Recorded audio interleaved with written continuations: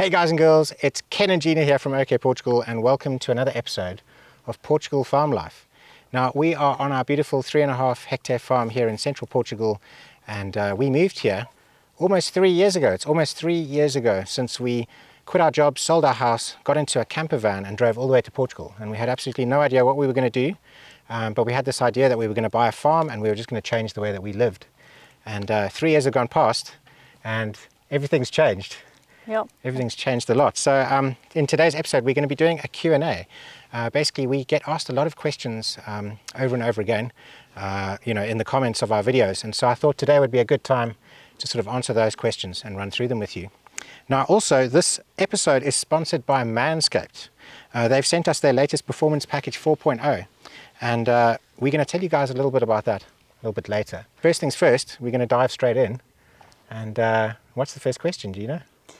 The first thing that we get asked constantly is about what farming do we actually do on the farm, because obviously we're called Portugal Farm Life. Portugal Farm Life, Yeah.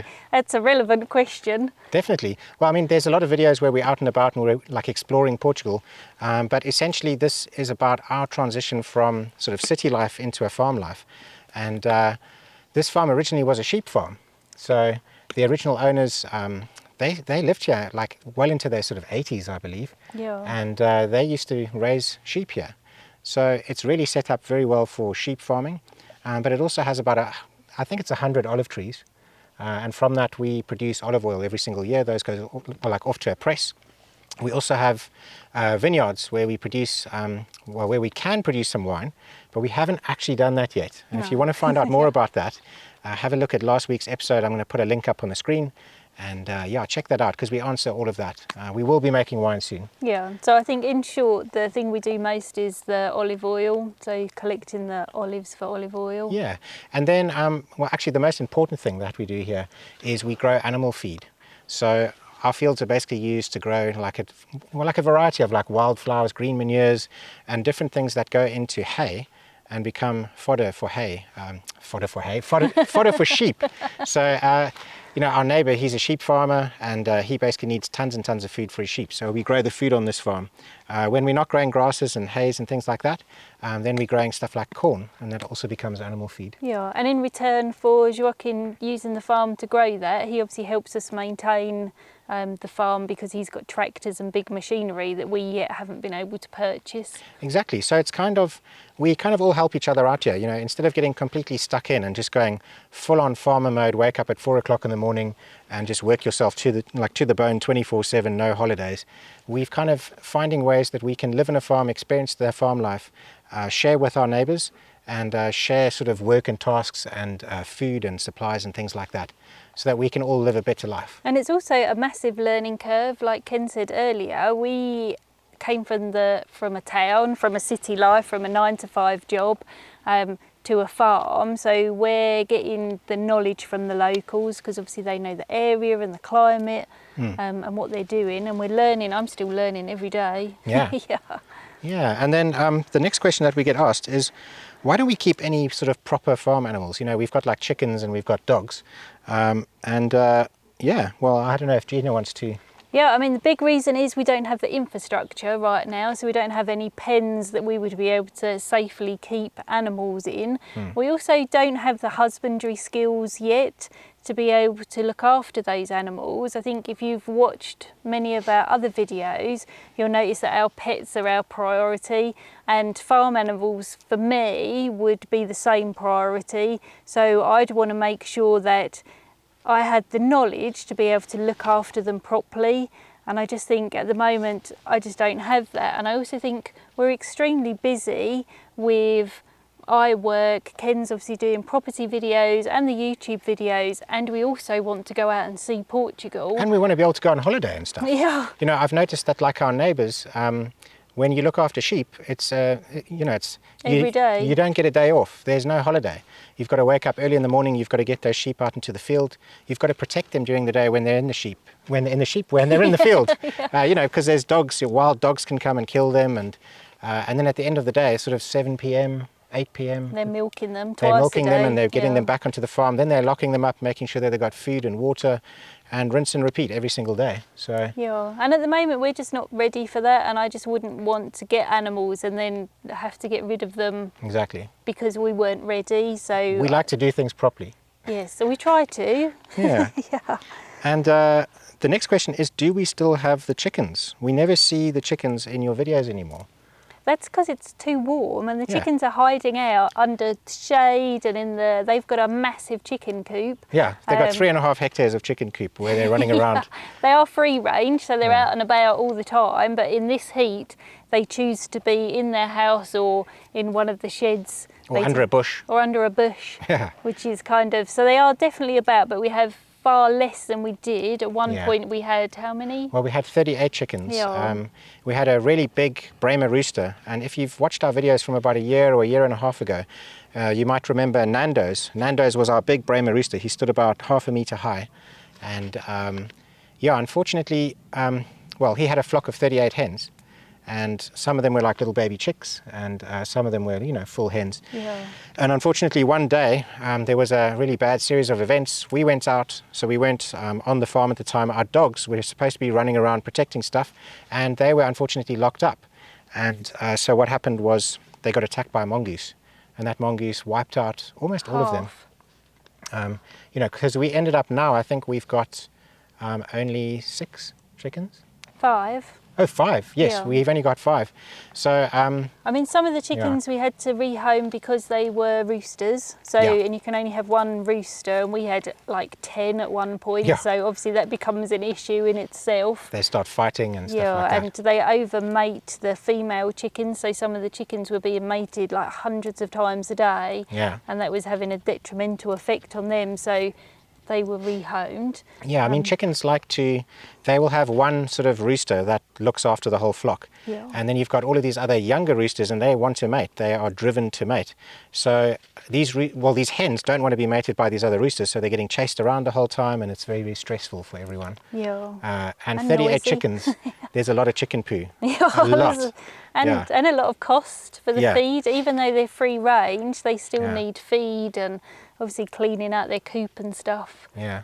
So we lost one chicken to the heat, unfortunately. We had about a whole month of 40 degrees, between 40 and 43 degrees. And even at night time, at midnight, it was still about 30 or 33 degrees Yeah. inside the house. So extremely hot. We were putting down water and stuff like that for the hens. And they had baths, like they could Yeah. dunk their feet in water and Yeah. things. But overnight, we lost one of our hens. She was about 3.5 years old. Because I Yeah. think when you buy them at points of lay, they're already about sort of 6-7 months old. And we got them pretty much when we first moved into the Yeah. farm. So, you know, I'm not sure how old that is in chicken terms, but I just think like the heat and the stress and everything probably just killed her. The next question is, people are asking about Eddie. They're saying, what's happening with Eddie? We haven't seen him in the videos for a while. Is there? Well, there he is. Believe it or huge. believe it or not, he's only 9 months old. He's nearly 10 months. He's absolutely massive. When we weighed him about 2 months ago, 3, I think. or 3 months ago, he was Yeah. 36 kilos. Now, a big Cerro de Estrella boy can grow up to about 70 kilograms, usually around 60 to 70 kilos. So right now, I'd say he's probably, 40, 45. He's getting really big. And yeah. Training is difficult with Eddie because he's a livestock guardian dog. That's his breed. It's bred into him that they think for themselves. They're quite stubborn because in their past, they would be put out with the sheep or the goats to think for themselves, just on the pastures up in the mountain. And they would protect against bears, wolves, all sorts Any of stuff. sort of predators, Yeah. So he is really stubborn. Masak and Mimosa were quite easy to train, and the training went much easier with them. We've had to change tactics with Eddie, and we are learning. We're new to livestock guardian dogs as well. We had an unfortunate incident where Eddie decided to chase one of the chickens and caught the chicken. He didn't kill it, but he did quite a lot of damage because he saw it as prey. Yeah. So we learned massively from that. on how, you know, to try and stop that prey drive and work very closely with him and the chickens, because actually that's what we want his job to be. When he's kind of 1.5 years, 2 years old, he's going to be there to look after the chickens and the farm. Well, he's going to be he is our farm protector. So Dog has always been our protector when we lived in the city, and he always looked after our house. And he's done an amazing job on the farm, but now he's incredibly old. He's got arthritis and stuff, and so it's Eddie's turn now to basically step up. And you know, he's not quite there yet. No. He's still a bit of a numpty. He doesn't know what he's still doing. a puppy. Yeah. But at least we know what his favourite food is: chicken. Yeah. Yeah. I mean, he's a lovely dog, and he loves people, and he loves Mimosa and Masak, but he's huge and he still runs around like a puppy. Doesn't know where his feet or his rear end or anything is, so he's standing on your feet, knocking things over. And he's knocked Masak over a couple of times, so we have to be quite careful, because obviously Masak's old, that he doesn't hurt Masak. Mimosa gives as good as she gets. Mimosa, okay, so if you don't know, this is Masak, or we call him Dog, most of the time, and that is Eddie. His full name is Edmundo, which in Portuguese means protector of prosperity. And then we have Mimosa, she's down here. There, and Mimosa is also a Portuguese dog, and Mimosa is actually a very popular name for a cow in Portugal. So she's named after a cow. In England, how we'd call a cow Daisy. Yeah, but actually the Mimosa is a type of acacia, and an acacia is like an invasive sort of tree species. It's very beautiful, but it's kind of invasive, and in the same way she's kind of invaded our hearts. She's a very beautiful dog, you know. So yeah, she's a lovely dog. Yeah. So just like a little update on Dog. Yeah. So Masak goes once a month, and he gets an injection called, I can't remember, Librela or something. And what that is that's a pain inhibitor. It's a nerve blocker, so it blocks the nerves from. He's basically got arthritis, like really badly, in all of his feet, and his hips, and his elbows, and everywhere. Well, he's got hip dysplasia, and he's had that from being quite a young dog because of his breed. So he's half white German Shepherd and half Golden Retriever, and both of those have problems with hip dysplasia. But obviously now he's getting on. He's almost 11. And it's just getting difficult for him to move around and stuff. So he has that injection, and that helps him quite a lot. Yeah, but he's getting old now. I mean, we didn't think that he was going to make it to Portugal. No. He was in such bad way when we were in England.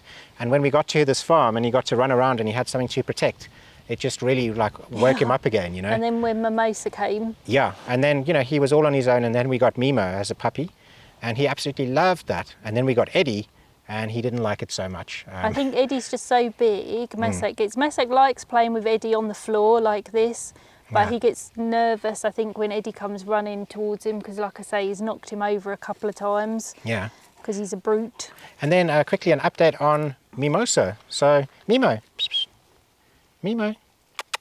come on the camera. There we go, my girl. So if you guys have been watching, Mimo caught something called leishmaniasis, which is basically a disease carried by sandflies. It's not actually a disease. It's a parasite. It's a parasitic infection, and it can never be cured. It can be brought into remission, but it can never be cured. And we were really worried about her. She's been on chemotherapy, and she's had all sorts of really harsh treatments. She's still on one set of medication that she has twice a day. But from what we can see, it's really worked. I mean, her face is all clearing up. She lost all of the fur on her face. She had these big weeping ulcers. I mean, it was really terrible just watching her fall apart. Yeah. And I think she goes back to the vet at the end of the month.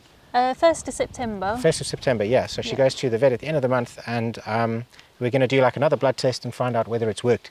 Yeah. But we can see it's worked. So. But we'll need to do that regularly, probably yearly. She'll have to have blood tests and things just to see where her levels are at, and whether we just need to start some of the medications again.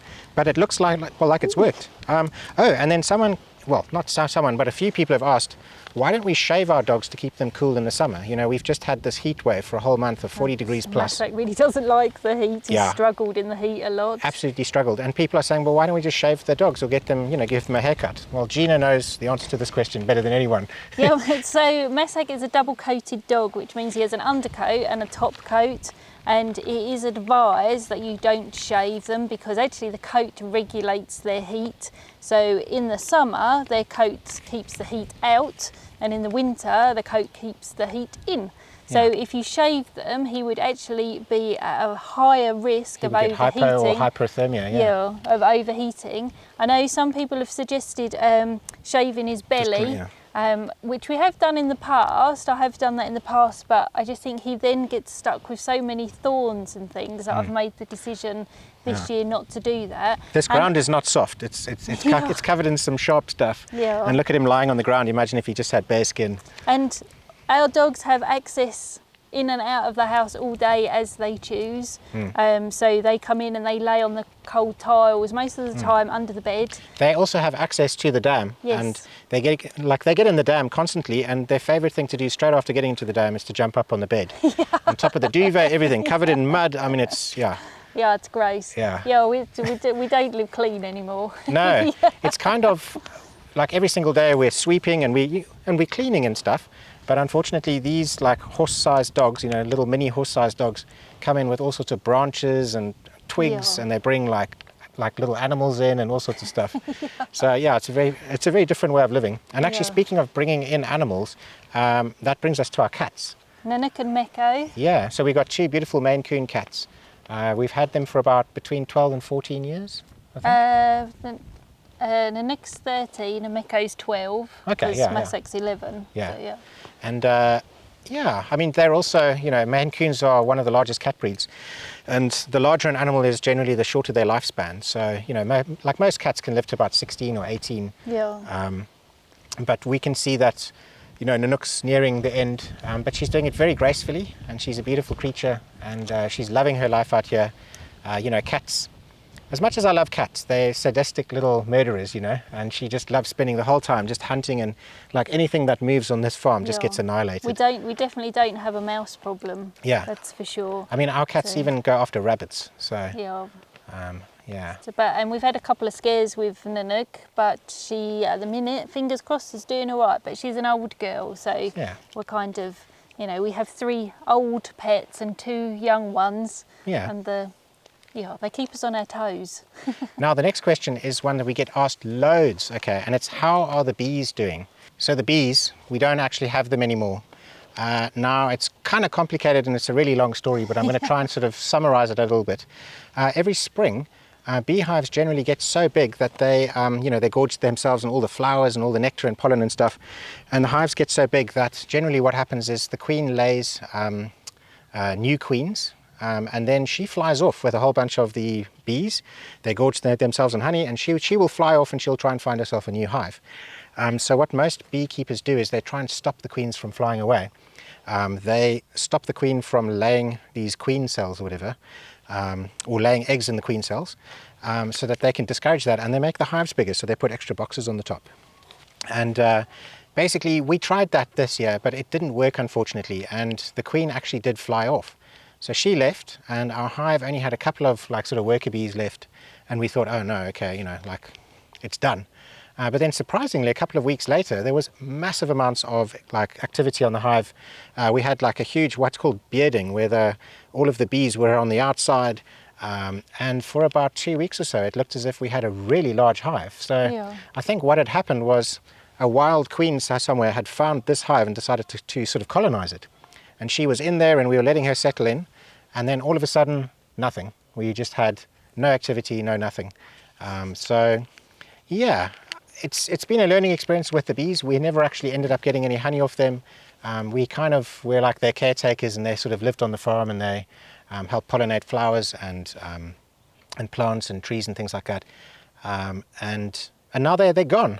I think we're going to make an effort to have wild bee homes. Yes. Because I think they take more advantage of the wildflowers in the spring, so the chamomile and stuff. Yeah. So rather than having honey bees, we're going to try and encourage the wild bees. We have so many different types of wild bees here. And the thing about wild bees is that they get outcompeted by these, by Apis melliflora, or whatever it's called, by the actual honeybee. This honeybee is one species of bee that's been introduced to every single country in the world. people look after them really well. They give them sort of veterinary care, they give them homes, they give them food and all sorts of support. And what ends up happening is they outcompete all of the sort of native species of bees. And all like the bumblebee species and all the tiny little bee species that I'm sure you've seen me take lots of pictures of in some of my other videos. Those bees tend to be quite specialist, and they will feed on one type of flower or one type of plant. And whereas honeybees they've got a much broader sort of, range of things that they actually, get food from. So on the one hand, people say save the bees and everything, which is true, you definitely do need to. But on the other hand, honeybees are not endangered. They're not an endangered species at all. It's wild and native bees. So I think that's what we're going to do, is we're going to make sure that there's lots of little places for like bumblebees and wild bees and stuff like that to colonize. Bee hotels. Exactly. That's my winter project, is to make some bee hotels. Yeah, bug hotels and bee hotels and things like that. And the next question is, what's happening with your vegetable garden this year? That is actually it's a bit of a weird one this year, I guess. Yeah, I think we knew it was going to be a dry year. Winter had been very dry already, and I know the forecast in the winter was saying that summer was going to be quite a hot one this year. Yeah, and we've got a sort of finite amount of water on our farm. So we have 2 wells. One of them is a very clean and pure well for drinking for the house. We don't actually drink it yet, but that's another story. The other well is a big agricultural well, a huge one. It's 8 meters deep, and it's probably 8 meters across or something. Yeah, and we don't have municipal water on the land at all. So. Yeah, and then we have a big dam, and so what we don't want to be doing is we don't want to be pulling all of this water out of the ground, especially during a drought year, and throwing it on the top in the sun, and where it can all like evaporate and disappear. Yeah, so we decided we were going to make the vegetable patch much smaller and put some shading over it. So we moved our old greenhouse frame into the vegetable patch, put some shading over the top, and planted some vegetables from seed. They were all from seed. Unfortunately, I think for me, and it's still a massive learning curve, I'm not used to growing vegetables. I think we started them much too late, and it had already got too hot for them. So the seeds did take, but they're not really producing much vegetables. I think we've had like 5 tomatoes and stuff from them. Yeah. But when I've spoken to other green-fingered people around, which most definitely isn't me, everybody has struggled. Everyone's this year. Struggling, that like it's really difficult to grow anything this year. Just because it's so hot. Yeah, 1 month of 40 to 43 degrees, no rain, it's bone dry outside. It feels like when you open up your oven and you get hit with that blast of heat in the face. I mean, obviously it's cooled down this month and it's more normal temperatures now. It's like between 30 and 35. Yeah.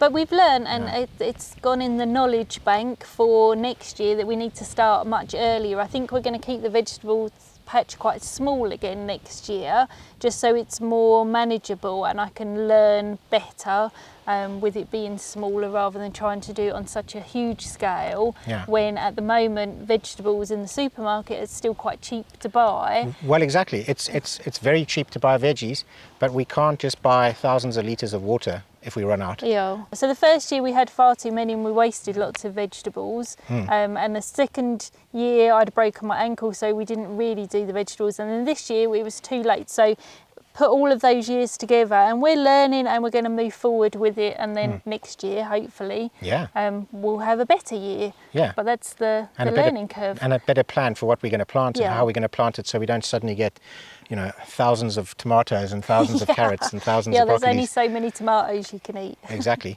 But there is one part of the farm which we have actually irrigated, and we have kept that nice and green, and we're going to go and take you there now. This is Gina's lady garden.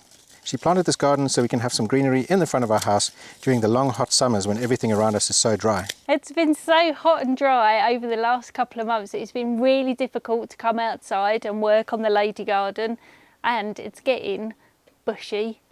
Finding the right tool for the job can be difficult at times, which is why this episode is proudly sponsored by Manscaped. Manscaped's products are precision engineered for the family jewels, but no one told me I couldn't use it on my lady garden. Manscaped have sent us their performance package, which includes their Lawnmower 4.0 with skin-safe technology, helping to keep your sensitive areas free from nicks and cuts. This package also includes their Weed Whacker ear and nose trimmer, along with some skincare products specifically designed for your plums, and a couple of extras like a travel bag and Manscaped branded boxer shorts. We have an exclusive offer available to our viewers. Get 20% off and free worldwide shipping by using our special code OKPortugal at manscaped.com when checking out. Your lady garden and plums will thank you. They will. So the one that we get asked a lot is, what does Gina actually do? She appears in some of the vlogs, but Well, I don't appear in others. Yeah. And I think when I did the little clip about co-working in Fundale, there was a lot of questions about what I do for a job. Yeah. So the short answer is, in the UK, I was a programme director in a college, and I was also a teacher for health and social care. So when we first moved to Portugal, I really enjoyed the time off and the freedom that that gave me from not working, but it soon became really apparent that I needed routine. That's how I keep things going. So I thought I'd put some of my skills from my previous job to good use. So I am now assessing and teaching distance learning for adults in the UK who want to either improve their CPD or want to retrain back into health and social care. So I do that for 2.5 days a week, and it just gives me a little bit of routine and keeps my brain working, and it makes me feel useful as well. But it also means that Gina's not in all the episodes, because if I'm filming a vlog on a Monday, Tuesday or a Wednesday, she's going to be busy working, and she's not going to be in the vlog. And I also do property videos and stuff like that, so I've kind of got Thursday, Friday, Saturday to do those property videos, and it's usually Monday, Tuesday, Wednesday when I do the vlog. And so the other question is, where is Gina? Why don't we ever get to see her? It's kind of like an overlap between her work, my work, and when we get to do the vlogs. And it's Ken's passion, the vlog and the YouTube and filming and editing that's Ken does all of that. I don't have anything to do with that. My choice, because it's not something I'm teaching myself to paint and draw, and Ken's doing amazing editing, so that's why sometimes most of it, all of the time. No, I'm kidding. And I choose sometimes to be in it and sometimes not. If we're out doing stuff, then obviously I'm there, but if it's round and about on the farm, then Ken does most of that.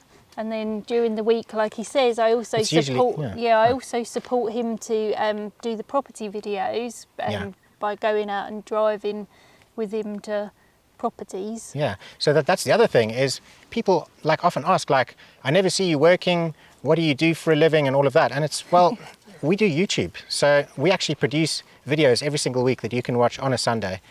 We also do a lot of private stuff for people. So people email me and they say, hey Ken, you've got a lot of experience with properties in Portugal. Here's a property that I really like the look of. I can't get to Portugal right now. Please can you go with your cameras and your drone and everything, and can you do like an in-depth property review tour type thing? And that's pretty much booked me up about between 1 and 3 days a week. It's usually about 2 days a week where we go across there. We've actually got like a very close friend who's a UK builder who also comes along with us to a lot of these properties and can do like a full building survey. And it's a really cool service. I love looking around all of these farm properties. Not all of them are farms, some of them are regular houses, but I absolutely love looking around like these big farms and seeing, all of like the different infrastructure and things that people have. So, some of these properties cost like €1 million and others cost like 10,000 euros. Yeah. And it's very cool for me. It's a passion of mine, obviously, to film, to edit, and also looking around farms. Yeah, it's nice to see different parts of Central Portugal that we wouldn't see. So I think from our 9-to-5 jobs we were doing in England, we clearly don't do that now, but I feel that I'm just as busy now, if not more so, busy now by doing all the like little things that we do. And it wouldn't be very interesting if you actually watched me do my job. Yeah, that's super Believe boring. me, so the reason why you don't see me working is because you would literally have, 3 hours of me just walking around with a camera filming stuff, and then another sort of 3 hours of me sitting at a computer going click, click, click with a mouse doing an edit. So, when I make these videos, generally speaking, I like to do something exciting and take you guys on like some kind of an adventure and have some kind of a story. And believe it or not, that actually is work. Yeah, And during the summer months, there isn't much farming going on. It's just too hot. Yes. So it's not like we're not doing things on the farm. It's that we're not allowed to do things on the farm because of the heat. You can't use machinery at the moment because it's too dry and too hot, and like a tractor with a hot engine would ignite the grass, or sparks from a lawnmower or from a strimmer or something could ignite grass. So in terms of farm work, there's nothing going on at the moment. Apart from a bit of watering and watering feeding and the dogs and the chickens and the cats. and a little bit of pruning and snipping things where possible. Yeah. If it's not too hot. But and that actually, speaking of fires, that brings us up to the next question. Are we safe? Yeah, well, like, what's happening with the fires? Are you guys okay? Whenever there's a new fire in Portugal, and every day there's probably about 30 or 40 of them, we get floods of messages coming in going, I heard there's a fire in Portugal, please tell me you are safe. Yes, we are safe. Obviously, we're not 100% safe, you can never be. But our farm has been very well sort of looked after and manicured in such a way that we've got big fire breaks. All of the grass is pretty much cut. There's areas like here around the olive grove where there is still a little bit of very short grass. It's all perfectly legal there, don't worry about that. And we are around very fire resistant trees, these olives. But there have been some serious fires. We actually went the other day to go and look at a fire that was raging on the Serra da Estrela Mountains. And we obviously didn't go too close or anything. We went as close as we could safely get. We didn't actually go to look at it. We were driving through and we just happened to I happened to have cameras and I wanted to look at it. So it's quite scary, having never been involved in a wildfire before. Well, I have. Yeah. I've got quite a lot of experience with fires in South Africa. Growing up as a kid, we got caught in a really bad fire, like a serious fire that happened in the Cederberg Mountains. And my mother actually drove in her little city Golf, which is a little VW Golf, actually drove us through all of these flames. It was absolutely terrifying. I mean, we had walls of fire on either side. It was huge pine forest all over the mountain that burnt down when I was must have been about 10 years old or something. And that was my first experience of like a really, really serious bad fire. And then living in Johannesburg, I saw a couple of wildfires. So I'm quite used to how fast these things can happen and how big they can get, But it's Gina's first experience. She's lived in England where it's all green and, relatively speaking, the only fires there happen in homes, mostly. I mean, obviously not all of them. Yeah, but we do have a bug out plan here. So when we first moved here, we were aware and everyone told us that we needed to have some kind of plan if there was a fire. So we obviously have Bob the camper van. Bug out Bob. Who's not on the road at the minute, but obviously in an emergency we would have to utilise him, mainly to get the animals out, so obviously to get the dogs and the cats out. So we got the cages in there ready for the cats. You get the dogs in there. Yeah, we've got some dried food and stuff, like all the dried animal food that we would need. Change of clothing, toothbrush. Yeah, important, clean knickers, important shoes, stuff. warm stuff, sleeping bags. And just to kind of get us off the farm and probably into the village, I would think, or like further or down to the dam or something. So, I mean, it depends where the fire is. Yeah, so we do have a plan, and that is our plan if we need to use it. Hopefully, touch wood, it'll be something that we never have to do, but it's there if we need it. So, and we know how we're going to lock up the farm when that happens, and hopefully our house will be quite safe because it's a brick build. I think it will. I mean, that fire that we looked at. Metal shutters. That fire that we looked at the other day, a lot of these buildings that were, like the entire farm was burnt, but the building itself was built out of, like cement and brick and didn't have any wood in the roof or anything like that. And all of those buildings were 100% fine, even though all around it was just completely burnt to dust. But all of the buildings that had like wooden roof rafters and things, all the roofs collapsed. And another thing that we noticed was that people that kept their grass down, just like this, the fire actually happened very briefly through the kind of tinder on the ground, but never actually ignited any of the trees or anything like that. And these are properties that have got like eucalyptus and pine. And, I was really quite surprised at how effective it is to keep the grass down like this. I think it was broom, that if they had broom on the land, then that burnt to a cinder. As soon as you have tall grass and a whole bunch of broom, then those areas were completely, there was just nothing. It was just black. And all of the trees had almost just completely burnt down. So it does make a big difference. I mean, obviously our whole farm is really well kept. There's areas like where there's just dust and nothing else. And, I'm quite positive that we've done about as much as you can to protect yourself and that if the worst were to happen, the damage would hopefully not be too severe. But we don't want it to happen. No, it mustn't happen, of course not. Yeah. So, Yeah. well, I mean, we do everything to make sure us and the animals are safe. Of course, yeah. But yeah, so that brings us to the end. And if you've made it this far, congratulations. Well done. Give yourself a pat on the back. Yeah. And yeah, we're going to see you same time, same place, next week for another episode of Portugal Farm Life. In fact, the thing that we're going to be doing next week, I obviously can't tell you what it is, but I don't think it's going to be on the farm, but it's going to be pretty awesome. So Gina's thinking, what on earth are you talking about? I think I know. Yeah, but don't say think I anything. know. I'm not going to tell you why, because if we don't do it, then you're going to get all disappointed, because it's going to be really, really, really cool if we do it. So yeah, so tune in next week and check it out. Please support us on Patreon. If you support us on Patreon, you can help us build more infrastructure on the farm, and you can help, put something towards the videos that we make for you guys every single week. And in return, you will get bonus content. You'll get behind the scenes stuff and photographs, and you'll also have the ability to directly chat with us via the messaging system, ask us any questions that you have, and we'll be happy to speak with you there. I'm much more on Patreon than I am YouTube. Yeah, exactly. People are nicer on Patreon. People are nicer. Yeah, YouTube can be a bit of a nasty place sometimes, unfortunately. But yeah, and also follow us on Facebook and Instagram. If you can't afford Patreon, that's totally fine.